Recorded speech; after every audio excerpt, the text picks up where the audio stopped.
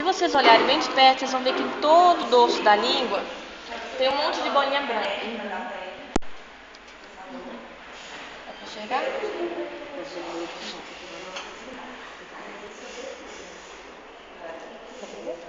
Tá? Essas são as papilas pungiformes também, então elas são encontradas em todo o dorso da língua e nas bordas da língua.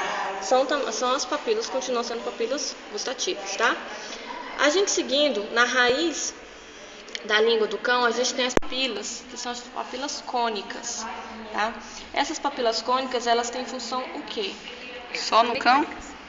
Não, tem elas no cão, tem elas no ruminante, tem elas no equino. Elas têm função de quê? Mecânicas? Função mecânica. E seguindo aqui, a gente vai ver, se vocês olharem com bastante calma, vai ter uns pontinhos bem pequenininhos arredondados e outros maiores, que são circundados por um fosso.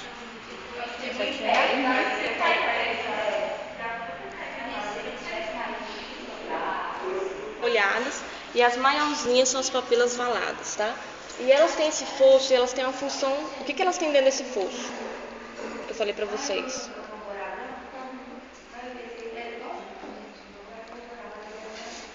Então, as glândulas de von Ebner. O que fazem essas glândulas? Elas liberam uma secreção que faz a limpeza das glândulas papilares. E as glândulas foliadas, além das glândulas de von Ebner, elas também são papilas gustativas, tá? As de von Ebner, as valadas são apenas mecânicas. Seguindo, a gente vai ter o esôfago. O que é o esôfago? Vocês lembram? Um tubo. Responsável pela entrada de ar. Não. Por onde passam os alimentos. Que leva o quê? Os alimentos da boca até o estômago, tá? Ou então do estômago para a boca, no caso de um vômito, ou na hora que o ruminante regurgita o alimento do rumen para a boca para poder ocorrer a mastigação, tá? Na passagem do esôfago para o estômago, a gente tem duas estruturas também. Vocês lembram como é que chama essa estrutura?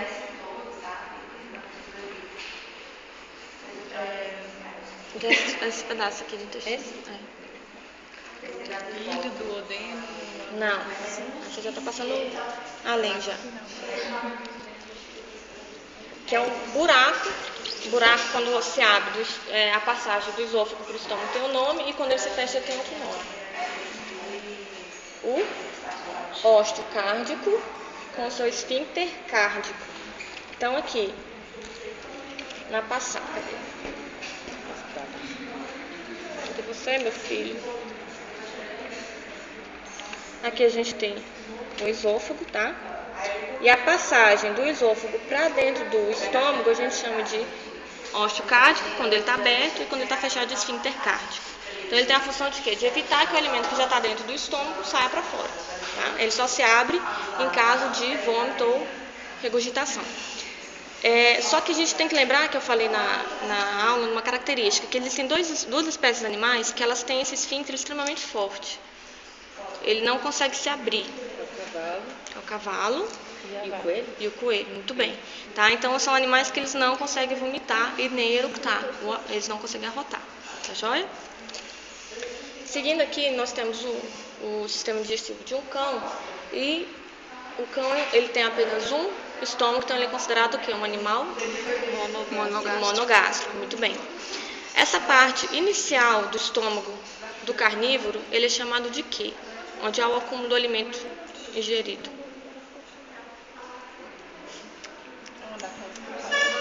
Não, aquilo já é do intestino. É o fundo do estômago, tá? Que ele tem uma grande capacidade. Isso aí já é o estômago? Sim, esse aqui é o estômago do carnívoro, tá? É porque ele tá pequenininho, porque ele tá sem comer, tá? Quando ele é cheio de alimento, ele fica enorme, grandão, tá? Então o fundo do estômago tem uma grande capacidade de dilatação.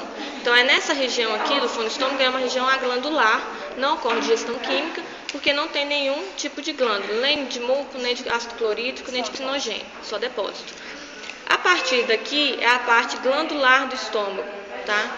O que é isso? Ela tem glândulas que secretam muco e ácido clorídrico e psinogênio. Então, daqui para cá, chamado de corpo do estômago, começa a digestão química dos alimentos. E essa parte do corpo do estômago, ela tem uma pequena capacidade de dilatação, não tão grande quanto do fundo do estômago, tá? Então, seguindo aqui, a gente tem o finalzinho do estômago, que é o âmbito pilórico, que é onde ocorre a formação do quimo. Então, além dos ácidos que o alimento recebe, aqui ocorre também o quê? O movimento estomacal, que dá a digestão química, tá? Passando a saída do estômago para dentro do duodeno, nós temos também um esfíncter e um buraquinho. Como é que se chama? Pode falar.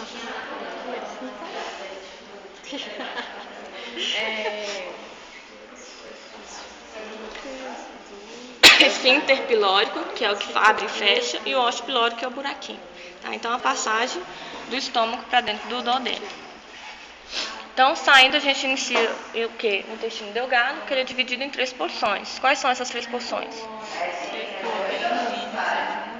Duodeno, jejum e hífen, tá?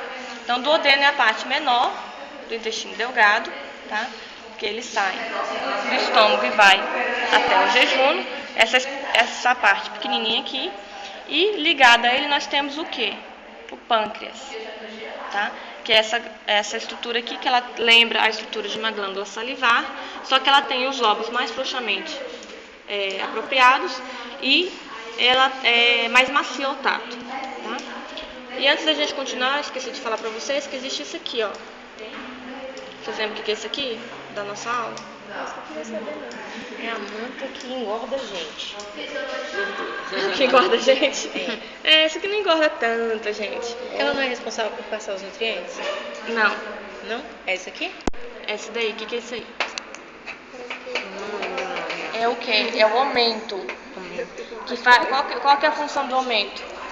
Então, ela tem a função de quê? De cobertor térmico das vísceras, tá? Então ela cobre todas as vísceras e ela também tem uma outra função importante, que no caso de uma inflamação, esse aumento vai se aderir nesse local de inflamação e evitar que ocorra uma fibrose dessas vísceras. É isso aí que você falou que... No momento, ele cobre todas as vísceras, tá? Essa película que cobre todas as vísceras. É isso aí que se tiver sangue junto dele, a gente acaba sentindo dor. Depois da cirurgia, que você falou no caso de... Se cair sangue na cavidade, ele vai virar um fibrinogênio e vai sentir dor, mas não é o sangue que fica preso nele. Ele se prende naquele local de inflamação para evitar que ela se espalhe. Dor, por exemplo, se ficar entre uma alça intestinal e outra, e essa alça intestinal fibrosar, digamos, esse pedaço com esse pedaço, na hora que o intestino vai se movimentar, isso aqui não vai ter mais um movimento normal, tá? Então ele vai tentar se movimentar e vai sentir dor. É o caso que você falou cesárea. Isso, tá? Vamos continuar. Seguindo o duodeno, a gente tem a porção maior do intestino delgado, que é chamado de quê? De jejum. E o jejum, ele é preso a uma membrana, essa membrana aqui, que ela lembra um leque. Como é que se chama essa membrana?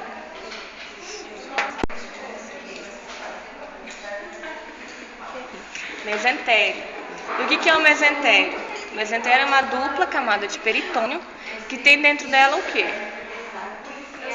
Vasos calibrosos, nervos e linfonodos. E é através desses vasos aqui que ocorre o quê? A absorção dos nutrientes, carboidratos, proteínas, vitaminas, blá, blá, blá, blá. Tudo que a gente precisa. Tá joia? Seguindo, a gente vai ter o colo. Ela tá no duodeno ou no jejum? Jejum. No jejum, que é a maior parte do intestino. Seguindo, a gente vai ter o colo, tá? Que é um pedaço bem pequenininho do intestino, que é a parte final do intestino delgado, que é esse pedacinho aqui, tá? E daqui pra cá a gente tem o intestino grosso, que ele é dividido também em 3 partes. Quais são essas 3 partes? Isso aqui já faz parte do intestino grosso? Qual que é? As 3 partes? Quais são? Seco, colo e reto, tá? Então, o seco é essa parte pequenininha, em fundo cego, que é o nosso apêndice. É isso que dá o problema. É esse que dá o problema na gente. Nos cachorros até que não dá tanto, não. O colo e o reto, tá?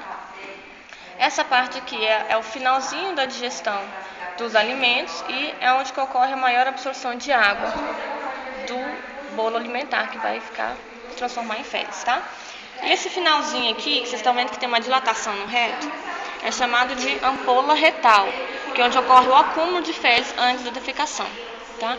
E logo em seguida, a ampola retal, nós temos o esfíncter interno e o esfíncter externo, sendo que o esfíncter interno ele não é de controle voluntário, nem do animal nem do humano, apenas o esfíncter externo que é de controle voluntário. Vai fazendo assim? Não, assim é o peristatismo que ocorre todo o intestino do animal, tá?